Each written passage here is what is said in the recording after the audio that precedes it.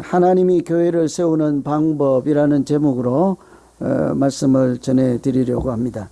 오늘 말씀 읽으실 때 보니까 누구에게 문안하라, 누구에게 문안하라, 뭐 전부 이런 내용이에요. 보통 제가 한 37명 정도 됩니다. 이 사람에게 인사하고 문안하고 이런 얘기인데, 편지가 이제 로마서가 편지잖아요. 끝나는 이제 마무리할 때 왜 누구에게 좀 안부 좀 전해주라, 우리도 그렇게 편지하는 것처럼 그런 형식인데, 사실은 그 이면에 하나님 나라의 백성이 누구이며 하나님이 어떻게 교회를 세우시고 또 교회를 이끌어 가시고 이렇게 우리가 믿음 생활할 때 어떻게 역사하시는지, 그 표면하고 달리 이면에 있는 깊은 하나님의 뜻을 헤아리시면서 오늘 말씀 같이 나누시면 되겠습니다. 그래서 우리의 믿음 생활을, 우리의 믿음을 하나님이 어떻게 세워주시고 이끌어 가시는지, 또 교회 공동체가 어떻게 세워지고 존재하도록 하시는지 하는 하나님의 은혜의 말씀이 되기를 기원합니다. 우리 흔히 가끔 꿀벌에 대한 이야기를 들을 때마다 사실일까 하는 의문이 드는 이야기가 있지요. 꿀벌이 멸종하면 인류도 곧 망한다 하는 얘기 한 번씩은 들어봤죠. 뭐 벌이 없어지는데 인류가 멸망을 한다, 이게 뭐 말이나 됩니까? 말도 안 된다 하는 생각을 하기가 쉬운데, 실제로 그만큼 이렇게 중요한 일이라 유엔에서도요, 매년 5월 20일을 꿀벌의 날로 지정하고 지키고 있어요. 그냥 아무 뭐 근거 없는 얘기가 아니라는 얘기죠. 뿐만 아니라 유엔 식량 농업 기구에서도 우리 사람이 먹는 식량의 3분의 1은 꿀벌 때문에 수확을 하고 열매를 먹을 수 있다. 꿀벌이 하는 수분 활동 있잖아요. 꽃가루 이제 암꽃, 수꽃 이렇게 해서 열매를 맺게 하는 일부 꿀벌들이 그런 일을 해야 우리가 그 과실을 먹고 생존을 하는데 그 양이 3분의 1에 해당된다고요. 특히 이제 한국 같은 나라는요, 거기에 나오는 우리가 좋아하는 사과, 딸기, 당근 뭐 이런 많잖아요. 양파, 호박, 줄줄이 이런 것들이 다 90%가 꿀벌이 일을 하지 않으면 수확을 하지 못한다. 그렇게 좀 심각하죠, 그죠? 그만큼 꿀벌이 일을 하는 것이 우리의 생명과 직결이 되는 거죠. 근데 저는 이런 얘기를 들을 때, 그럴까 하는 의구심이 생기기도 하고, 뭐 학자들이나 이게 뭐 신문이나 저널이나 여러 곳에서 하는 것이니까 그렇게끔이 이렇게 이제 짐작은 합니다만, 피부에 와닿진 잘 않잖아요. 그런데 실제로 벌통 앞에서 이렇게 꿀벌이 살아가는 모양을 보면 지금 말씀드린 그런 내용보다 훨씬 더 감동적이고 놀라워요. 신비롭기까지 하지요. 여러분 혹시 어릴 때 벌통 앞에서 이렇게 한번 이렇게 지켜보았습니까? 그 서 있어 보았습니까? 여성분들은 뭐 물릴까봐 도망가느라고 앉아있기가, 꿀벌이 그렇게 사납지 않아요. 괜찮아요. 거기 한번 기회 되면 양봉업자들 가정에 가셔서 한참 그 의자 놓고 앉아서 한번 보세요. 우리 인간이 어떻게 살아가는 것도 거기서 볼 수 있어요. 꿀벌들이 살아가는 모양을 보면 놀랍죠. 그 통 하나에 한 10,000마리, 10,000분이 계신데 꿀벌이 5,000 내지는 10,000분이 거기 계시는데, 그 앞에서 지켜보면 어느새 나도 모르게 몰입을 하게 돼요. 꿀벌들이 일사불란하게 움직이는 거 보면 감탄이 나오고 신기하기도 한데, 생긴 모양이 비슷해져 그놈이 그놈이다 싶은데도 잘 보면 어떤 꿀벌은 이렇게 벌통을 쭉 돌면서 이렇게 호위병처럼 지키고 있는가 하면 어떤 분 자꾸 물어 날리기도 하고, 할 일 없이 왔다 갔다 하는 노는 것처럼 보이는 애들도 있고, 별 이제 꿀벌들이 있는데, 꿀벌 지키는 사람, 청소하는 사람, 여왕벌을 지키는 사람, 여왕과 해서 새끼만 낳는 꿀벌, 또 뭐 종류별로 이렇게 자기 역할 분담이 있어서 때로는 적군이 말벌같이 이런 외적이 들어오면 자기 목숨 내놓으면서 지키는 사람. 그래서 벌통 앞에 보면 이제 왜군이 치범해 오면요, 그 벌들의 시체가 꽉 나 있잖아요. 자기 목숨 내놓고 지키잖아요.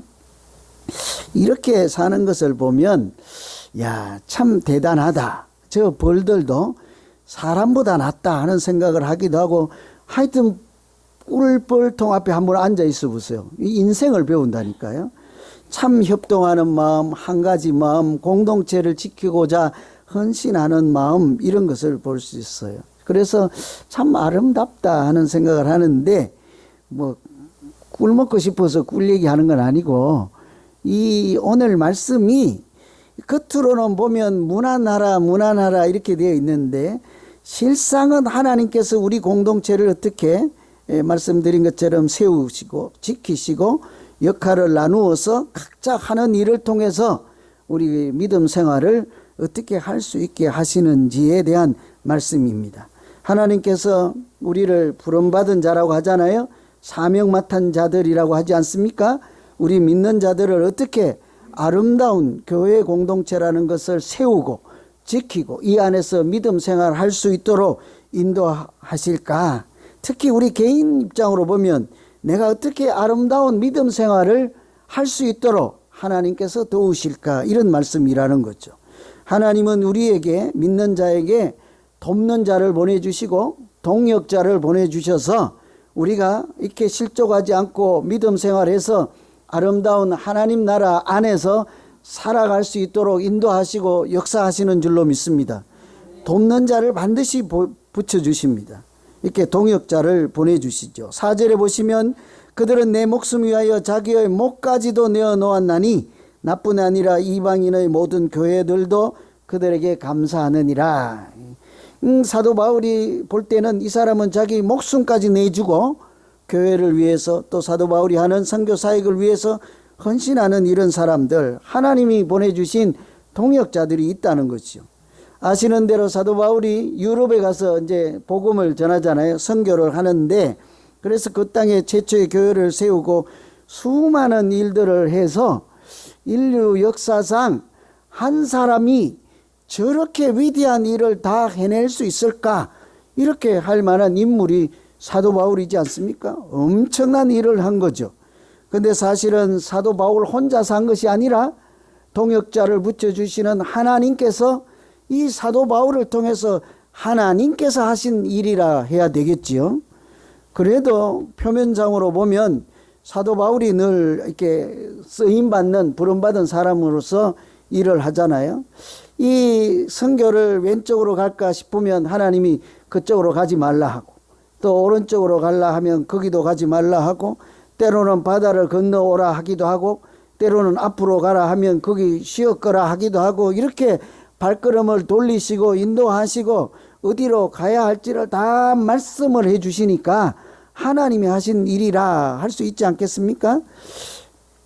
그럼에도 불구하고 이 사도 바울은 낯선 땅에 가서 선교할 때마다 심정이 어떻겠어요? 우리도 뭐 멕시코 선교도 가고 하나님이 함께 하시고 인도하실 것이라 믿음으로 가긴 합니다만, 막상 가보신 분들 아죠? 그 낯선 땅에 들어갈 때 어때요? 불안하지 않습니까? 한치 앞을 알지 못하는데. 제가 여러분께 자세히 말씀은 드리지 않지만 선교 한번 가려고 하면요, 저는 맨날 며칠을 시뮬레이션 해요. 발음이 그래서 잘 알아들을 수가 모르겠는데, 시뮬레이션이라고 해서 이렇게 미리 제가 머리로 멕시코로 갔다 와요.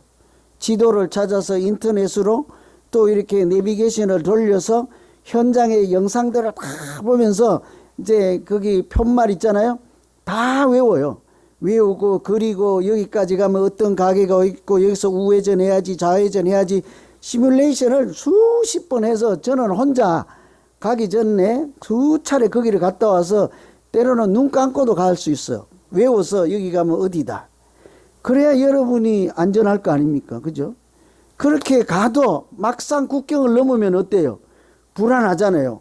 그 올 때는 어때요? 미국 국경을 넘으면 그때부터는 이제 긴장이 풀려갖고, 뭐 그때는 막 이제 참았던 화장실도 막 간다 하고, 그죠? 그때는 이제 정신이 좀 회의해지는데 긴장이거든요. 사도 바울도 마찬가지예요. 아무리 하나님이 인도하시고 도우시고 함께 하신다고 그래도 낯선 땅 광야 같은 곳에 가면 그 마음이 불안하지 않겠어요? 여기 어떤 일이 있을지 겁도 나고 하겠죠. 그럴 때마다 하나님이 어떻게 하십니까? 항상 가보면 누군가를 준비하시고 기다리는 사람 있게 하시고 예비한 동역자들을 붙여주셨지요. 오늘 첫 번째 말씀하는 그 사람 베베라고 하는 사람 있잖아요. 여자분이에요. 여러분 아무도 없고 낯설고 물선 곳에 가서 그냥 누군가가요 쳐다보지만 않고 다가와서 말 한마디만 걸어주고 따뜻하게 해도 어린아이가 다가와서 과자 하나 줄까요? 라고 해도 어때요? 마음이 어때요? 훈훈하죠. 위로가 되고 안심이 되죠. 혹시 안 되면 혹시 니네 아버님 계시니 하고 그 집에 가서 도움을 받을 수도 있잖아요. 꼬마 따라가서. 그래서 이 여성분이라도 사도 바울이 얼마나 마음의 위로를 받겠습니까? 베베라는 사람. 근데 이 사람은 사실은 알고 보면 여성분이라도 그냥 연약한 여성분이 아닌 거예요. 실제로 이 로마서가 편지이지 않습니까? 사도 바울이 편지를 써서 로마라고 하는 교회에 전달을 해야 되는데 아주 멀리 떨어진 곳이에요. 사도 바울이 있는 편지를 쓴 곳에서. 아무리 편지를 잘 쓴 연애 편지라도 그 상대방에 전달되지 않으면 어떻게 돼요? 연애가 됩니까? 안 됩니까? 잘 모르시는구나. 어떤 사람이 연애 편지를 열심히 적고 편지를 갖다 줬더니 우체부가 맨날 배달하다가 그 여자 누구랑 결혼했어요? 우체부하고 결혼했대잖아요. 그죠? 이 편지를 잘 써도 전달이 돼야지 무슨 일이 일어나고 역사가 일어날 거 아닙니까? 사도 바울이 로마서를 우리가 생각하는 것보다 성경 중에 성경 중에 진주, 우리가 반지를 끼면 거기 들어있는 보석 부분에 해당하는 것이 로마서라고 한다는데 아무리 그렇다 할지라도 그 편지가 로마 교인들에게 전달되지 않으면 무슨 소용이 있냐고요, 그게. 근데 그 편지를 들고 험난한 긴 여행길을 떠나 전달한 사람이 바로 이 사람인 거예요. 베베. 얼마나 고맙겠어요. 얼마나 위대한 일을 했겠습니까? 그런데 그뿐만 아니고 사도 바울은 이 베베라는 분을 뭐라고 해요? 나의 보호자 같은 사람이었다. 여러분 어디에 가서 불안하고 아무것도 하고 무능력자처럼 보일 때 나를 감싸 안아주고 을싸 안아주고 마음이라도 따뜻하게 말 한마디도 따뜻하게 나를 지켜줄게 빈말이라도 그렇게 하는 사람들이 있으면 얼마나 우리가 안심을 얻습니까? 그런데 사도 바울은 이 베베라는 여성을 보고 나를 지켜주는 보호자였으니 너희들도 그에게 조금 더 아깝다 하지 말고 최대한 따뜻하게 받아들이고 영접하라죠. 편지를 들고 가면 마치 사도 바울이 직접 온 것처럼 잘해주라는 얘기이지 않겠습니까? 이처럼 하나님은 어린아이라도 연약한 여성분이라 할지라도 크고 위대한 일을 할 수 있는 동역자들을 우리에게도 붙여주시는 줄로 믿습니다. 별로 아멘 안 하시는 분들은 자기 힘으로 살아온 것으로 착각하는 분들일 수 있어요. 여러분 우리가 물설고 낯설고 온 미국 땅에 왔을 때도 우리가 잘 몰라서 그렇지 이미 하나님께서 큰 울타리를 쳐주시고 거기에서도 보호자가 되고 안내자가 되고 때로는 친구자가 되고 또 동역자가 되고 이런 분들을 붙여주셔서 정말 우리가 좀 이렇게 무딘 감각으로 잘 몰라서 그렇지 하나님이 수많은 손길을 통해서 오늘 우리가 성가대가 부른 찬양처럼 이렇게 모든 것이 은혜로서 우리가 오늘까지 살게 하신 줄로 믿습니다. 때로는 그 중에 어떤 사람은요 자기 그냥 하나밖에 없는 양식까지 내어주기도 하고 오늘 말씀처럼 자기 목숨까지 내어주면서 이 말은 자기를 돌보지 않고 우리가 살아갈 수 있도록 하나님께서 그런 자를 붙여주시지 않았겠습니까? 이 사도 바울도 그런 일이 수차례 있은 거예요. 브리스가 아굴라라고 하는 이 부부가 원래 로마 살던 사람들인데 당시에 억울한 누명을 쓰고 황제가 로마 사람 다 추방했어요. 그래서 고린도에 와서 이제 새로운 처소를 마련하고 살고 있을 때 마침 그때 사도 바울이 선교하러 거기 갔잖아요. 거기서 두 사람이 딱 만나게 하는 거죠. 그런데 웬일 그 사람들이 브리스가 아굴라라는 부부가 사도 바울과 같이 천막을 만드는 업종이 같아요. 그러니까 금방 친해질 거 아닙니까? 그러다 보니까 복음을 전하는데도 같이 합력해서 위대한 일을 같이 만들어 가잖아요. 근데 이 사람 나중에 사도 바울이 이분을 뭐라고 하는 거 아니? 이들은 자기 목숨도 아깝지 않고 나를 도와주었던 사람이라. 나도 마지막에 하나님께 편지 한 통 쓰려고 그래. 우리 교회에 있었던 어떤 여부는 목숨까지 아깝지 않고 내게 내주려고 하다가 말았습니다. 하나님 어떻게 그런 분이 한 분은 있어야 되지 않겠습니까? 그죠? 근데 사실은 있어요. 저는 정직하게 여기 계신 여러분 모두가 이 사도 바울의 고백처럼 목숨까지 아깝지 않다 하고 저를 도와주고 협력하고 동역자로 신앙의 친구로 하나님 안에서 한 가족으로 사시는 분인 줄로 믿습니다. 저만 아멘 할게요. 아멘. 예? 여러분은 그렇게 생각 안 해도 저는 그렇게 생각한다고요. 거짓말 같죠? 그러니 이재훈 지사님을 제가 그냥 가볍게 여기지 않아요. 그렇게 아무도 없다는 걸 오래전부터 알아서 명절 때만 되면 제가 항상 생각이 나요. 저분이 집에 혼자 있을 텐데, 저분이 오고 갈 때도 없을 텐데, 왜냐하면 가족끼리 다 만나니까. 그래서 우리 집으로 오라 하시기도 하고 가볼까 하기도 하고 식당에도 만나기도 하고 때로는 아무것도 하지도 않으면서 그냥 집에서 이름 불러서 저분 혼자 계실 텐데 이런 날이 많다고요. 우리가 하나님 안에서 다 똑같아요. 여러분 옆에 있는 분들 귀한 줄 아세요. 또 아멘 안 하려고 막 그래. 하나님이 외로운 거 아시고 여기 젊은 분들도 이제 나이 들면 연약해질 것 알고 젊었을 때부터 오래 사귀라고 옆에 붙여준 줄로 아세요. 두 분만 아멘 하세요. 예? 평생 친구로 생각하고 지구촌에 얼마나 많은 인구가 있는데 일생을 만나봐야 꼽아보세요. 몇 명 만나겠습니까? 몇 명? 우리 인생에 여러분 우리 각자가 서로가요. 저분 인생에 내가 한 페이지가 되어주는 거예요. 저의 인생에 여러분이 한 페이지가 되어주는 거예요. 그러니까 뭐 옥신각신 찢고 뽑고 할 거 없이 아름다운 스토리, 아름다운 추억을 만들며 저분이 하나님께서 나를 위해 목숨도 아깝지 않다고까지 할 마음으로 보내주신 하나님의 사람이지 그냥 믿고 잘해주세요. 그렇게 생각하지 않았던 분들도 목숨까지 내어주실 줄로 믿습니다. 아프리카 속담에 한 아이를 키우는데 한 마을이 필요하다 이런 속담이 있어요. 제가 참 좋아하는 얘기예요. 한 아이를 키우는데 한 마을 전체가 필요하다. 여러분 한 아이를 낳으면 누가 키워요? 낳은 사람이 키워야지. 엄마가 아빠가 키우고 조금 더 하면 할머니 가정이 키우고. 그런데 뭐 여기는 이 사람들은 어떻게 한다고요? 아이 하나를 키우는데 마을 전체가 필요하다. 설명 없이도 다 알아듣겠지요. 못 알아듣으니까 이제 길어지는 거예요. 여러분 한 성도를 키우는데 온 교회가 필요하다. 그래도 설명이 더 필요하네, 그죠? 여러분 새신자 한 명이 왔는데 전도한 사람이 책임보고 네가 알아서 해 이렇게 놔둘까요?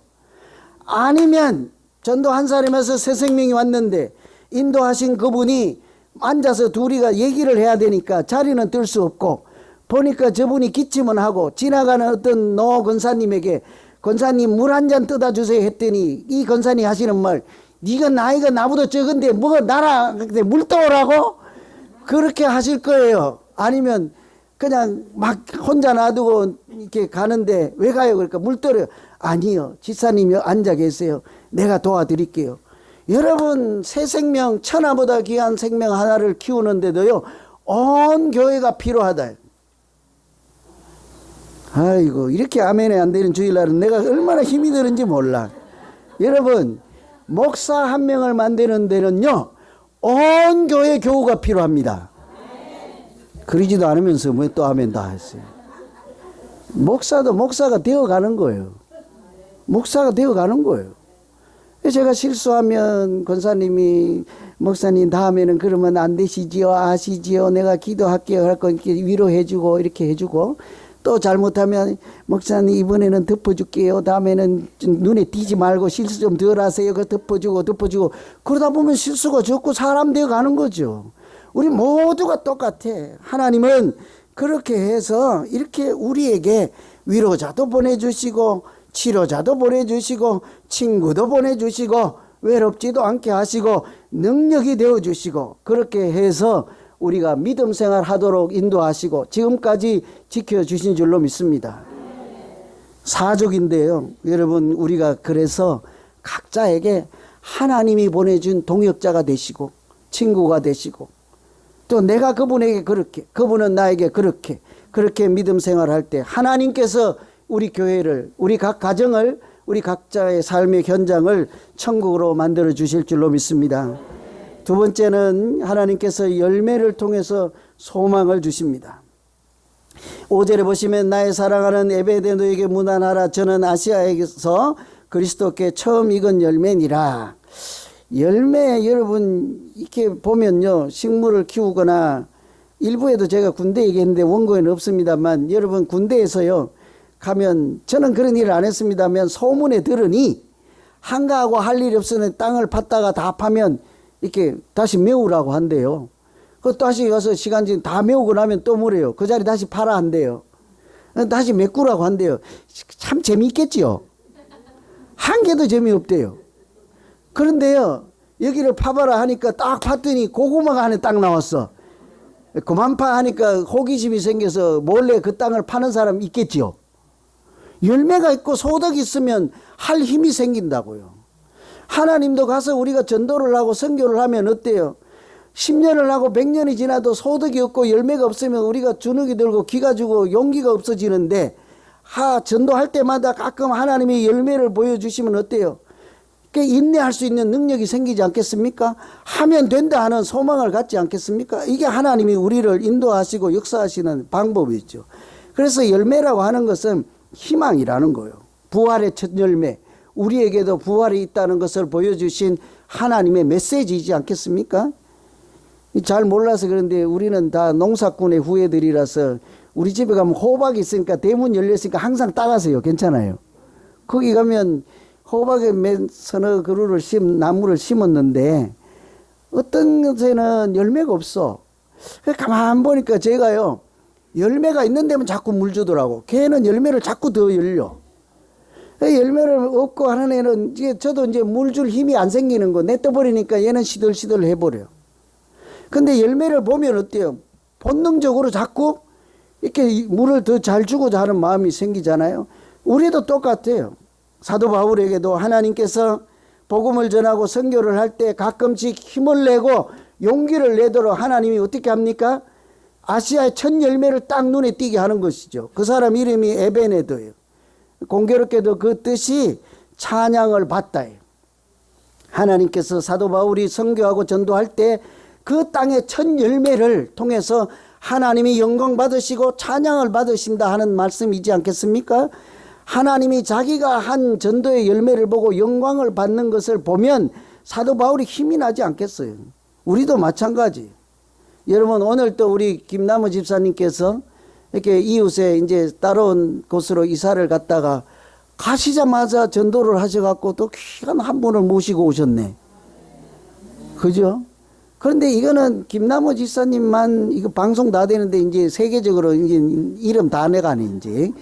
이게 이제 그분만 행복하겠어요? 아니면 그분을 통해서 열매를 우리에게 보여주시는 하나님의 은혜를 우리가 깨닫고 우리 모두가 힘을 내는 주일이 될 줄로 믿습니다. 그래서 가끔 우리가 하나님이 주신 새 생명을 인도해서 모시고 오는 분들은요, 교회에 큰 일을 하는 거예요.